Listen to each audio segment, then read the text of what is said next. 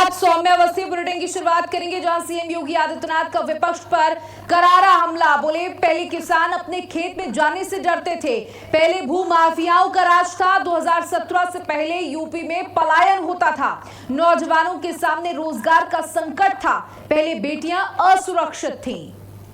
तो बांदा के दौरे पर थे मुख्यमंत्री योगी आदित्यनाथ, जहां उन्होंने करोड़ों की योजनाओं का शिलान्यास और लोकार्पण किया और इस दौरान जनता को संबोधित करते हुए उन्होंने बड़ी बातें कही। कहा 2017 से पहले किसान अपने खेतों में जाने से डरते थे, बेटियां घर से बाहर निकलने में डरती थी, बेटियां असुरक्षित थीं, व्यापारी व्यापार करने से डरता था, भू माफियाओं का राज था। लेकिन 2017 के बाद उत्तर प्रदेश की तस्वीर बदल गई, बांदा की तस्वीर बदल गई। बांदा में पहले रोजाना एक्सीडेंट के मामले सामने आते थे क्योंकि रोडों का हाल बेहाल था। आज हमने मजबूत सड़कें दी। की सुविधाएं हो पाई थी, ना नौकरी थी, ना रोजगार था, ना सुरक्षा की कोई बेहतर व्यवस्था थी। थाने में एफआईआर भी नहीं होती थी। नौजवान प्लान कर रहा था, अन्नदाता किसान आत्महत्या कर रहा था, व्यापारी भय के साए में जी रहा था, बेटी असुरक्षित थी और वह बुंदेलखंड अपने अस्तित्व के लिए जूझ रहा। आज मुझे आकर के अच्छा लगता है, अब बुंदेलखंड बेहतरीन कनेक्टिविटी से जुड़ा हुआ है। पेयजल की सुविधा तैयार हो रही है, हर खेत को पानी की सुविधा प्रदान करने की कार्रवाई आगे बढ़ रही है। अब जब सरकारी नौकरी के विज्ञापन निकलते हैं और फिर नियुक्ति की प्रक्रिया पूरी होती है, तो नियुक्ति पत्र वितरण करते समय मैं देखता हूं कि हमारे बांदा के नौजवान भी नियुक्ति पत्र प्राप्त करते हैं। जो कभी सपना था आज वह साकार हो रहा है। उस सपने को साकार किया है डबल इंजन की भारतीय जनता पार्टी की सरकार ने, और उस सपने को साकार करने के लिए अगर श्रेय किसी को दिया जा सकता है तो आप सभी जनता जनार्दन इसकी हकदार है, क्योंकि आप ही ने प्रकाश द्विवेदी को भी जिता के भेजा है। वहीं दिल्ली एनसीआर में लगातार बारिश जारी है। बारिश के चलते सड़कों पर पानी भरा हुआ है, लोगों को आवाजाही में दिक्कतों का सामना करना पड़ रहा है। सड़कों पर धीमी पड़ी रफ्तार। दिल्ली एनसीआर में लगातार हो रही बारिश से जनजीवन अस्त व्यस्त हो चुका है। बारिश के चलते सड़कें जलमग्न हो गई हैं। सड़कों पर चलने वाली गाड़ियों की रफ्तार धीमी पड़ चुकी है। देखिए, पानी इतना लबालब सड़कों में भरा हुआ है कि गाड़ियां बंद हो रही हैं, लोगों को अपनी गाड़ियां खींचनी पड़ रही हैं। ये तस्वीरें आप देख सकते हैं, नोएडा की तस्वीर अगर हम आपको दिखाएं तो जल भराव से स्थिति बेहद खराब है। लोगों को अपने गंतव्य तक जाने के लिए परेशानियों का सामना करना पड़ रहा है। और ये पहली और दूसरी बारिश में सिस्टम की पोल खुल गई है कि बड़े बड़े दावे और वादे किए गए कि बारिश में इस बार जलभराव नहीं होगा, लेकिन हर बार की तरह जलभराव की स्थिति देखने को मिली। और कह सकते हैं कि नोएडा में ये दूसरी बारिश है जो लगातार सुबह से हो रही है, जिसके बाद तस्वीरें आपके सामने। लोगों को अपने ऑफिसेस तक पहुंचने के लिए लंबा इंतजार करना पड़ रहा है, पब्लिक ट्रांसपोर्ट नहीं मिल रहे हैं और पानी भरा हुआ है, बुरी तरीके से पानी भरा हुआ है। जल भराव से गाड़ियां बंद हो रही हैं, लोगों को दिक्कतों का सामना करना पड़ रहा है। दिल्ली एनसीआर में लगातार बारिश से जनजीवन अस्त व्यस्त। दिल्ली एनसीआर में भीषण जल भराव की स्थिति पैदा हो चुकी है। कई लोग अपने गंतव्यों तक नहीं पहुंच रहे। मेट्रो स्टेशंस पर भारी भीड़ देखी जा रही है। पब्लिक ट्रांसपोर्ट बिल्कुल चलना बंद हो गए हैं और जो इन गाड़ियों से जा रहे हैं उनकी गाड़ियां या तो बंद पड़ रही हैं या तो जाम का शिकार हो रही हैं।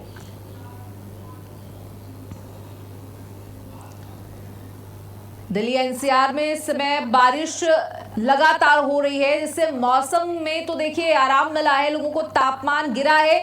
गर्मी से जरूर राहत मिली है, लेकिन एक तरफ राहत है तो दूसरी तरफ बड़ी मुसीबत खड़ी हो गई है। अपने ऑफिस तक जाने के लिए, अपने गंतव्यों तक पहुंचने के लिए लोगों को लंबा इंतजार करना पड़ रहा है, परेशानियों का सामना उठाना पड़ रहा है।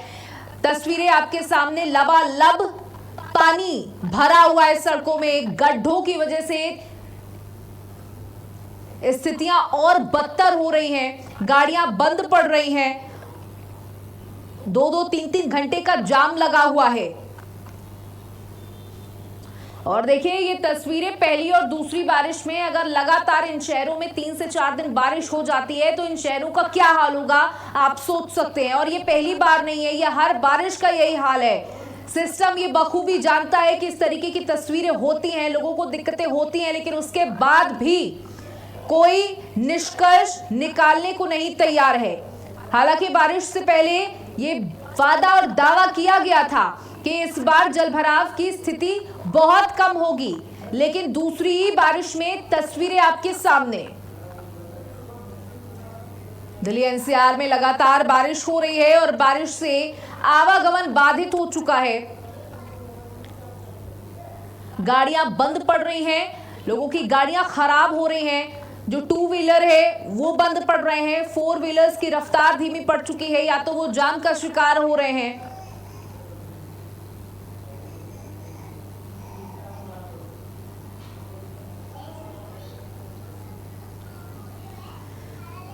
तो देखिए बारिश से जनजीवन अस्त और व्यस्त हो चुका है। तापमान में जरूर गिरावट दर्ज की गई है, 29 डिग्री तापमान है।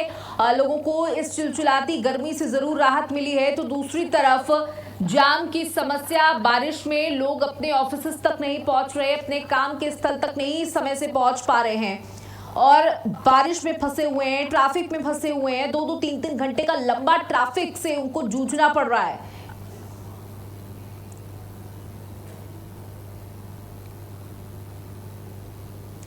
बारिश के चलते सड़कों पर भरा पानी और जल भराव से जनजीवन अस्त और व्यस्त, लोगों को आवाजाही में हो रही दिक्कतें।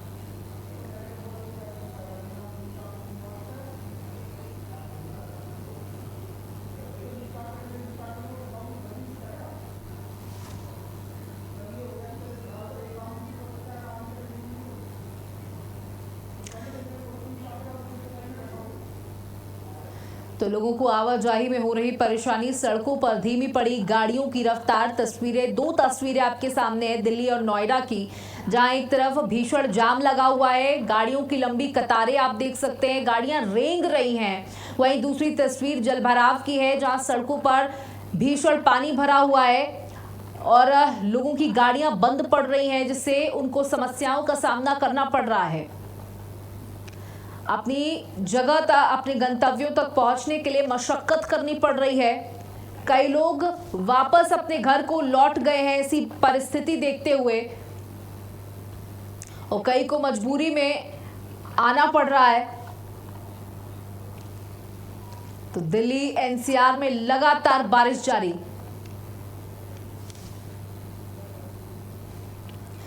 खबर बहराइच से आपको दे दें, जहां बिजली विभाग का वसूली केंद्र गिराया गया, बुलडोजर चलाकर ध्वस्तीकरण की कार्रवाई की गई है। नाला निर्माण में सरकारी बिजली वसूली केंद्र को बताया, रोड़ा सिटी मजिस्ट्रेट राजेश प्रसाद की अध्यक्षता में कार्रवाई की गई। बहराइच शहर स्थित अस्पताल चौराहे का ये पूरा मामला बताया जा रहा है। नाला निर्माण में सरकारी बिजली वसूली केंद्र को रोड़ा बताया गया। सिटी मजिस्ट्रेट राजेश प्रसाद की अध्यक्षता में ये बड़ी कार्रवाई हुई है। बहराइच शहर स्थित अस्पताल चौराहे का ये पूरा मामला बताया जा रहा है। बहराइच से आपको खबर दे दें, जहां बिजली विभाग का वसूली केंद्र गिराया गया है, बुलडोजर चलाकर ध्वस्तीकरण की कार्रवाई की गई है। जहां नाला निर्माण में सरकारी बिजली वसूली केंद्र को एक रोड़ा बताया गया है। मजिस्ट्रेट राजेश प्रसाद की अध्यक्षता में ये बड़ी कार्रवाई की गई। इसे एक रोड़ा बताया गया था कि इसकी वजह से दिक्कतों का सामना करना पड़ रहा है, जिसकी वजह से इसे ढहाया गया, ध्वस्त किया गया।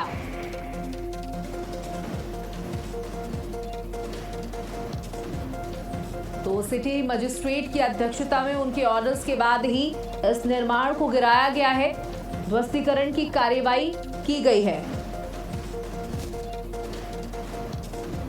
सिटी मजिस्ट्रेट राजेश प्रसाद की अध्यक्षता में हुई कार्रवाई। बहराइच शहर स्थित अस्पताल चौराहे का ये पूरा मामला बताया जा रहा है। बिजली विभाग का वसूली केंद्र गिराया गया है। बहराइच से आपको तस्वीरें दे रहे हैं। रोड़ा बताया जा रहा था ये निर्माण, और जिसके बाद इसे ध्वस्त किया गया। बिजली विभाग का वसूली केंद्र था जिसे ध्वस्त किया गया है, और सिटी मजिस्ट्रेट राजेश प्रसाद की अध्यक्षता में ये बड़ी कार्रवाई की गई।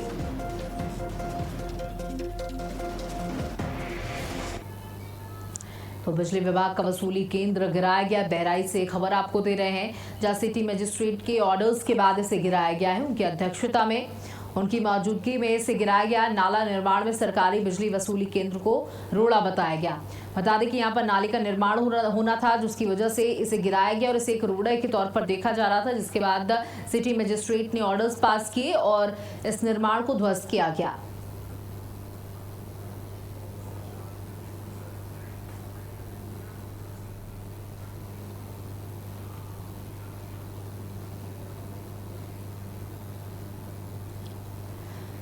खबर आपको कुशीनगर से दे दी जाए। युवक का हाई वोल्टेज ड्रामा देखने को मिला। पानी की टंकी पर जा चढ़ा युवक।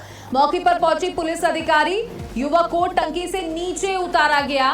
पडरौना कोतवाली के सुभाष चौक का ये पूरा मामला बताया जा रहा है, जहां पानी की टंकी पर युवक चढ़ गया। और सुभाष चौक का ये पूरा मामला, पडरौना कोतवाली के सुभाष चौक का मामला। युवक का हाई वोल्टेज ड्रामा देखा गया, जहां कड़ी मशक्कत के बाद पुलिस वालों ने इसे नीचे उतारा और इस टंकी से कूदने की बात कर रहा था ये युवक, और वहां पर बड़ी संख्या में लोगों की मौजूदगी भी देखी गई। तमाशगीन बनकर लोग खड़े रहे, लेकिन किसी ने उस युवक को नीचे उतारने का प्रयास नहीं किया। लेकिन उसके बाद पुलिस की मौजूदगी में पुलिस ने प्रयास किए, उसे समझाया बुझाया और नीचे उतारा। युवक का हाई वोल्टेज ड्रामा देखने को मिला, और उसके बाद लोगों ने वहां पर प्रशासन को सूचना दी। वहां पर पहुंची पुलिस ने पानी की टंकी पर चढ़े युवक को समझा बुझाकर कई घंटों के प्रयास के बाद नीचे उतारा। हालांकि ये नहीं बताया जा रहा है कि ये युवक क्यों ऊपर चढ़ा, लेकिन ये युवक ऊपर से कूदने की लगातार धमकी जरूर दे रहा था, जिसके बाद पुलिस को सूचना दी गई और पुलिस ने इसे समझा बुझाकर पानी की टंकी से नीचे उतारा। पडरौना कोतवाली का ये पूरा मामला बताया जा रहा है।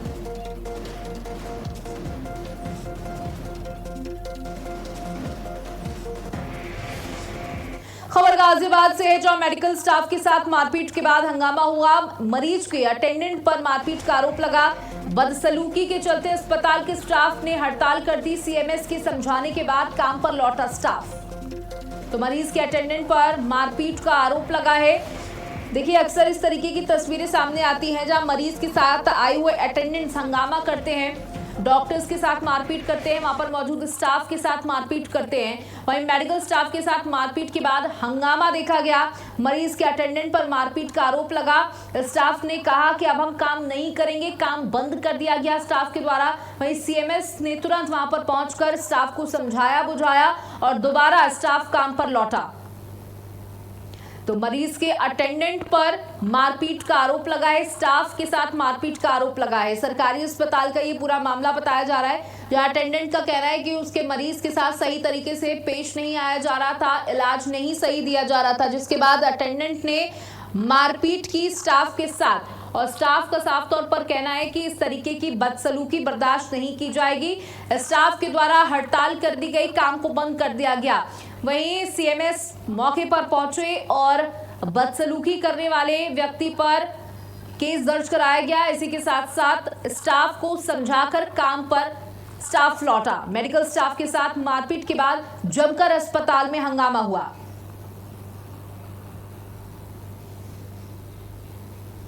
बदसलूकी के चलते अस्पताल के स्टाफ ने हड़ताल कर दी। सर्जिकल वार्ड में एक पेशेंट एडमिट था, उसके अटेंडेंट के द्वारा हमारी जो सिस्टर इंचार्ज है मीना विक्टर, उसके साथ मारपीट की थी। उसी के चलते कुछ देर के लिए हमारी सिस्टर लोगों ने काम रोका था, लेकिन मैंने पर्सनली उसको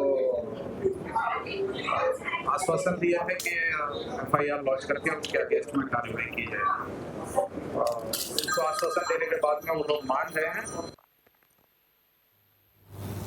खबर कौशाम्बी से है, जहां मामूली विवाद में दो पक्षों में झड़प हो गई। कहासुनी के चलते सड़क पर लंबा जाम लग गया। जाम के चलते यात्री घंटों तक परेशान होते रहे। तो ये बड़ी खबर आपको दे दी, जहां कहासुनी के चलते सड़क पर लगा भीषण जाम के चलते लोग परेशान होते रहे। और बता दें कि घंटों चली इस कहासुनी में पुलिस नदारद नजर आई, जिसकी वजह से आम जनमानस को जाम में घंटों तक फंसे रहना पड़ा। कहासुनी के चलते सड़क पर एक लंबा जाम लग गया। जाम की वजह से जो यात्री थे उन्हें भी घंटों तक फंसा रहना पड़ गया। और देखिए, बड़ी बात ये रही कि इतने घंटों तक जाम की स्थिति बनी रही, लेकिन यहाँ पर एक भी पुलिस वाला मौजूद नहीं था जो इस पूरे मामले को शांत कराता और जाम को खुलवाता। दो गाड़ी वाले के बीच में ये झड़प हो गई। दो कार सवार थे और न जाने किन कारणों के चलते इन दोनों के बीच में बहस हो गई और बहस ने मारपीट का रूप ले लिया। इसके बाद दोनों पक्षों में जमकर लात और घूंसे चले, जिसकी वजह से लंबा जाम लग गया और जाम की वजह से अन्य यात्रियों को भी अपना समय बर्बाद करना पड़ा। लंबे जाम में फंसे रहकर उनका भी समय बर्बाद हुआ। लेकिन हैरत की बात यह रही कि उस वक्त कोई भी पुलिस प्रशासन का व्यक्ति यहां पर मौजूद नहीं था जो अपनी जिम्मेदारी समझते हुए जाम को खुलवाता और परिस्थितियों में को कंट्रोल करता।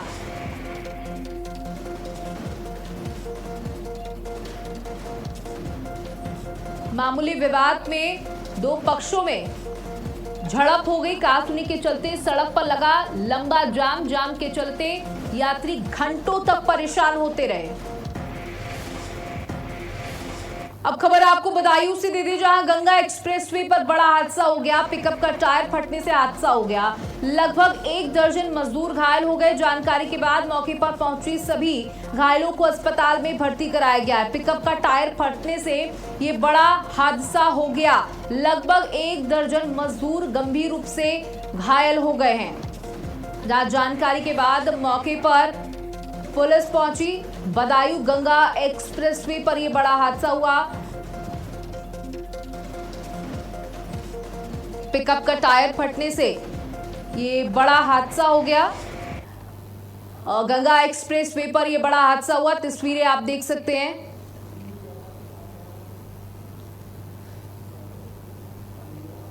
लगभग 1 दर्जन मजदूर गंभीर रूप से घायल बताए जा रहे हैं। जानकारी के बाद मौके पर पुलिस पहुंची। जानकारी के बाद पुलिस पहुंची। सभी घायलों को अस्पताल में भर्ती कराया गया है। गंगा एक्सप्रेसवे पर बड़ा हादसा हुआ। पिकअप का टायर फटने से यह बड़ा हादसा हुआ। मौके पर पुलिस पहुंची।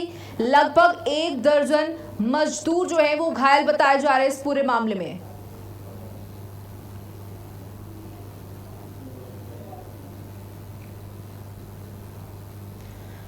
खबर आपको मैनपुरी से दे दी, जहां घर में घुसकर दंपत्ति पर हमला कर दिया गया। दबंग महिला ने घर में घुसकर हमला किया। पारिवारिक विवाद के चलते हमला किया गया। मामले में पीड़ित परिवार ने कार्रवाई की मांग की है।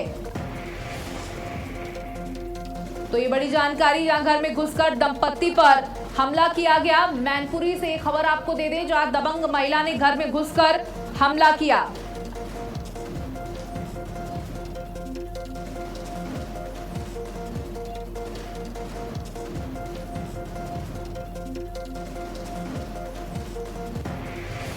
तो ये पूरा मामला आपको बता दें, जहां मैनपुरी में घर में घुसकर दंपत्ति पर हमला किया गया।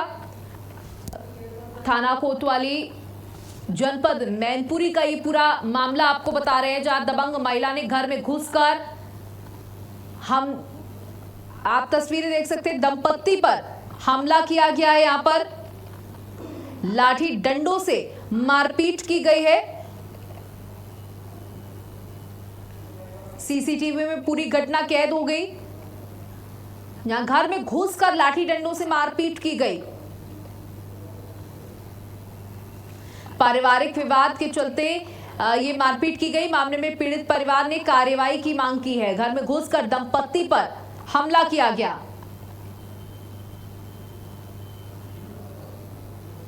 दबंग महिला ने घर में घुसकर मारपीट की। पारिवारिक विवाद के चलते हमला किया गया। बीजेपी को तो मैं ये नेता नगरी में नहीं रहती हूँ तो मेरी कोई सुनवाई नहीं होगी क्या? कब तक दर दर भटकूंगी? कोई है ऐसा जो मुझे न्याय दिला सके? रोज मारपीट करता है, हमें उल्टी सीधी रोज गालियां देता है, घर से निकलूं तुरंत पीछे बाइक लेके जाता है। नहीं, एक सीसीटीवी भी है, उसमें गाड़ी भी तोड़ रहे हैं। हाँ, तो मेरी गाड़ी भी तोड़ रहे हैं। आप लोग मेरे पास जो भी है सीसीटीवी कैमरे में आप पूरी सारी डिटेल देख सकते हो। कोतवाली के मौसमी बाग मोहल्ले का एक ही परिवार के लोगों के मध्य मारपीट का एक वीडियो सोशल मीडिया में वायरल है। इस संबंध में अवगत कराना है कि तहरीर प्राप्त हो गई है। तहरीर के आधार पर वहीं प्रतापगढ़ में जमीनी विवाद ने एक बार फिर से खूनी संघर्ष का रूप ले लिया। सालों से चले आ रहे जमीन के विवाद में दबंगों ने कथित तौर पर एक घर में घुसकर पूरे परिवार पर लाठी डंडे और कुल्हाड़ी से हमला कर दिया। इस हमले में गंभीर रूप से घायल 14 साल के किशोर की इलाज के दौरान मौत हो गई, जबकि परिवार के 3 अन्य सदस्य गंभीर रूप से घायल हो गए। वहीं मामले की खबर मिलने के बाद पुलिस मामले की जांच शुरू कर चुकी है। तो लाठी डंडों से मारपीट की गई। हमले में एक नाबालिग की मौत की खबर भी सामने आई है। प्रयागराज से ये दर्दनाक तस्वीर। परिवार के 3 लोग गंभीर रूप से घायल हुए, उनका इलाज किया जा रहा है। दबंगों ने परिवार पर हमला कर दिया। जनपद प्रतापगढ़ के थाना कंधई क्षेत्र अंतर्गत ग्राम कोनी में आज बेड को लेकर 2 पाटीदारों के बीच हुए विवाद में कुल 3 व्यक्ति घायल हो गए। घायलों को उपचार हेतु अस्पताल भेजा गया था। वह तहरीर के आधार पर अभियोग पंजीकृत किया गया था। उपचार के दौरान घायल प्रवेश की मृत्यु हो गई है। पुलिस द्वारा इस प्रकरण में अभी तक 4 में से 3 नामजद अभियुक्तों को हिरासत में लिया जा चुका है। वह अग्रिम विधिक कार्रवाई की जा रही। वहीं हरदोई में चोरों का आतंक देखने को मिला। ज्ञात चोरों ने 3 घरों को अपना निशाना बनाया। घरों से 17 लाख के जेवर लेकर फरार हो गए चोर। जानकारी के बाद आरोपियों की तलाश में पुलिस जुटी हुई है।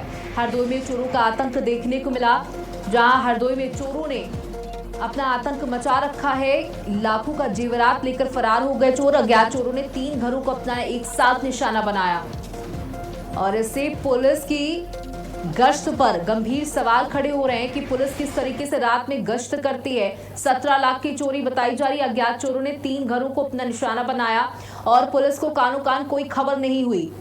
लोगों का कहना है कि पुलिस रात में ना ही कोई गश्त करती है, ना ही निगरानी रखती है। और अब जब शिकायत की है, इस पर कितनी बड़ी कार्रवाई होगी, ये भी बहुत बड़ा सवाल है। चोरों ने 3 घरों को अपना निशाना बनाया और किसी को कानो कान खबर भी नहीं हुई। पुलिस की रात्रि गश्त की पोल खुली है। और इसी के साथ इस बुलेटिन में इतना ही। नमस्कार।